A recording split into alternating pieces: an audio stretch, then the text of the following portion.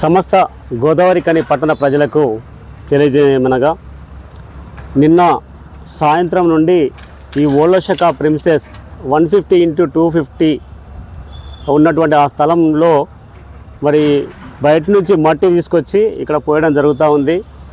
ఇది ఎందుకు పోస్తున్నారు అంటే వాళ్ళు కొంతమంది సోషల్ మీడియాలో మరియు అక్కడ ఉన్నటువంటి పోలీసు వాళ్ళని అక్కడ ఉన్నటువంటి వివిధ సిబ్బందిని అడిగితే ఈ కేసు డిస్పోజ్ అయింది, ఇది సింగరేణికి అయిందని కొంతమంది, మరెవరో ఇంకెవరో పర్సనల్కి అయిందని కొంతమంది, ఇంకెవరికో అయిందని ఇట్లా నానా రకాలుగా ప్రచారం చేస్తూ ఉన్నారు ఎవరికి ఇష్టం వచ్చినట్టుగా వాళ్ళు. వాస్తవానికి ఈ రిట్ పిటిషన్ తెలంగాణ హైకోర్టులో ఉంది. 19/15/2024 అనే ఈ రిట్ పిటిషన్ ద్వారా మేము న్యాయస్థానంలో ఈ వివాదం మీద మనం న్యాయం కోరుతూ ఉన్నాము. ఆ యొక్క కేసు ఇప్పటివరకు కూడా పెండింగే ఉంది, అది డిస్పోజ్ కాలేదు. డిస్పోజ్ అయిందని ఎవరైతే చెప్తున్నారో అవన్నీ అబద్ధాలు. మరి ఈ న్యాయస్థానంలో ఉండగా ఇందులోకి వేరే వాళ్ళు రావడం కానీ, వీటిని టచ్ చేయడం కానీ, వీటిని కూల్చడం కానీ, ఇందులో వేరే కార్యక్రమం చేయడం కానీ ఇదంతా చట్ట విరుద్ధం అవుతుంది. అయినా వాళ్ళు బరి తెగించి గౌరవ హైకోర్టును కూడా హానర్ చేయకుండా ఆ కేసు పూర్తిగా అయ్యేంత వరకు కూడా ఓపిక లేకుండా ఇష్టారాజ్యంగా ఇక్కడ అంటే ఏదైతే చట్టాలను అమలు పరచాల్సినటువంటి సంస్థలు ఉన్నాయో ఆ సంస్థలే మరి ఆ సంస్థల వెనకాల ఎవరుండి నడిపిస్తున్నారో ఇట్లా రోజు మమ్మల్ని భయభ్రాంతులకు గురి చేస్తూ మాపై అసత్యమైన ప్రచారాలను కొనసాగిస్తూ మేమేం గుండాలం కాదు, మేము రౌడీలం కాదు, మేము కబ్జా కోరలం, అంతకంటే కాదు.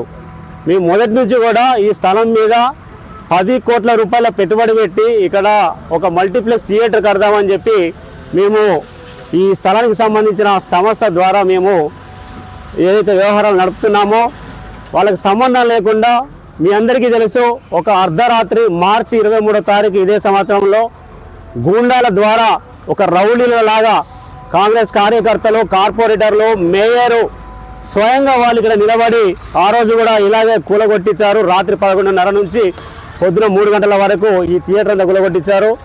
ఇవాళ ఎక్కడెక్కడ శిథిలాలు తీసుకొచ్చి ఇక్కడ పోస్తూ మళ్ళీ ఇదంతా స్టాప్ చేపిస్తున్నారు.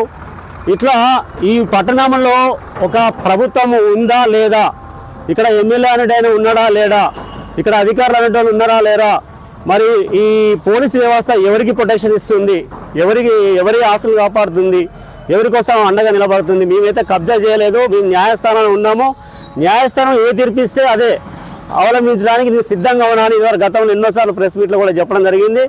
ఈ ప్లేస్ నీది కాదు, దీని మీద నీకు ఏం హక్కు లేదంటే స్వచ్ఛందంగా ఇక్కడి నుంచి వెళ్ళిపోవడానికి నేను సిద్ధంగానే ఉన్నాను.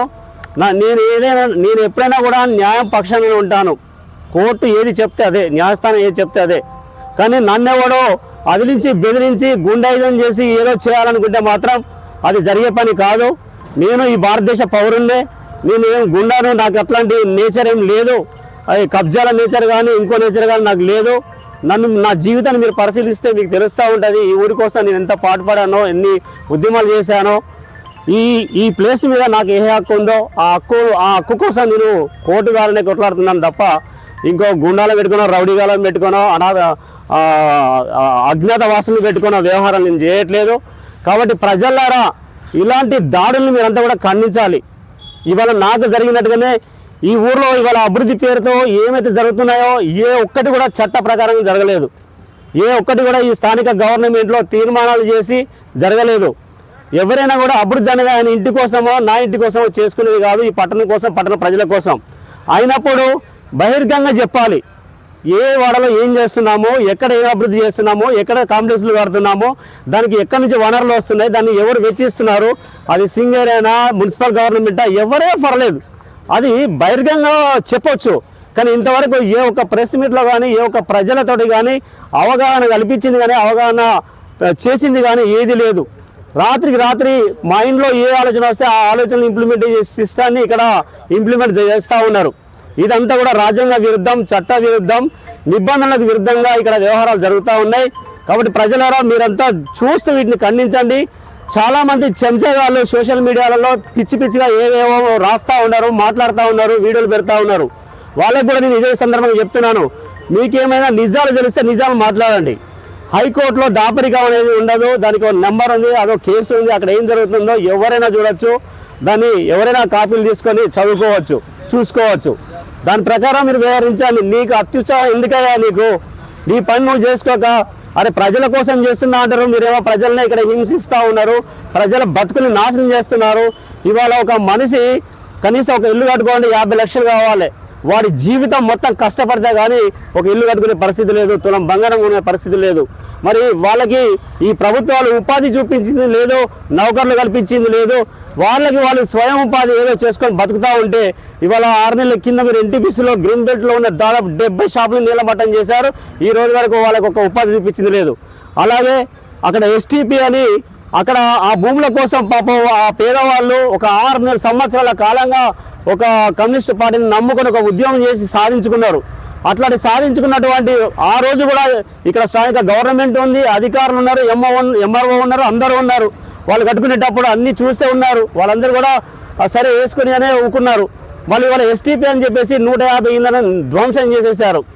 దానికి కూడా వాళ్ళకి ఇంతవరకు ఇంకొకటి ఎక్కడ చూపిస్తామన్నారు, ఇంతవరకు ఎక్కడ చూపించలేదు.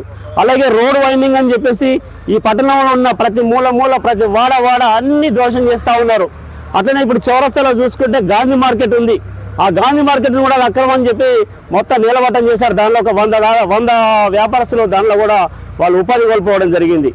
అలాగే మరి ఆ గాంధీ మార్కెట్ అదే చౌరస్తాలో అది అక్రమైనప్పుడు దాని పక్కనే అక్రమం అని చెప్పేసి ఈవీలే కూలగొట్టి దాంట్లో మరి మళ్ళొక 7-8 షాపులు వాళ్ళు స్వయంగా అక్కడ నిర్మించడం జరిగింది. మరి అక్రమైన ప్లేస్లో మళ్ళీ సక్రమం ఎలా అవుతుంది? ఆ ఇళ్ళకి మున్సిపల్ అధికారులు చెప్పాల్సిన అవసరం ఉంది. ఆ 8 షెడ్లకి ఎవరు పర్మిషన్ ఇచ్చారు, ఎట్లా పర్మిషన్ ఇచ్చారు, ఆ ల్యాండ్ ఓనర్లు ఎవరు, ఇదంతా కూడా ప్రజలు గమనిస్తున్నారు. ఏ ప్రజలు ఏమన్నారు, మేము చేసిందే రాజ్యం అని అనుకుంటే కష్టం అండి. మీ అధికారులారా, మరి రాజకీయ నాయకులారా, మీ చేతుల్లో ఇప్పుడు బలం ఉందేమో, కానీ మీరు న్యాయస్థానంలో మీరు నేరస్తులుగానే మిగులుతారు. ఎందుకంటే చట్టాలను పాటించకపోతే ఎవరైనా అది చట్ట విరుద్ధమే అవుతుంది. కాబట్టి దయచేసి నాకు జరిగిన ఈ అన్యాయాన్ని ప్రతి ప్రజలు ఖండించవలసిన అవసరం ఉంది. నేను ఇక్కడ ఏ అన్యాయం చేయట్లేదు, నేను ఏ ప్లేస్ నుంచి కబ్జా చేయట్లేదు. నేను ధైర్యంగా న్యాయస్థానంలో పోరాడుతున్నాను. న్యాయస్థానం నాకు అనుకూలంగా ఇస్తేనే నాదవుతుందని చెప్తున్నాను. నేనేది రాత్రి దోచుకొని దొంగలను రౌడీలను పెట్టుకొని ఇక్కడ ఏం కబ్జాలు చేయట్లేదు నేను. కాబట్టి ప్రజలారా నిజాలను గ్రహించండి. మనం ఎవడో ఏదో చెప్తే అదే నిజమని మీరు అనుకోవాల్సిన అవసరం లేదు. థ్యాంక్ యూ, ధన్యవాదాలు.